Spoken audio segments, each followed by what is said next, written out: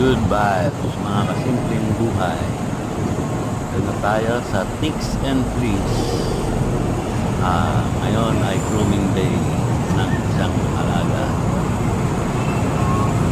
Ating pinaglilingkuran. Boss. Siya po ay kasalukuyang ginugupitan ng barber. Yan po. Mataga siyang inaayusan, pinapaganda ng barbero ng pets.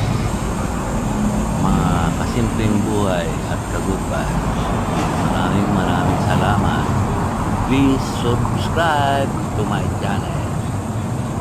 Maraming salamat po ulit sa inyo, mga friends. Kagubay, simpleng buhay. Thank you very much.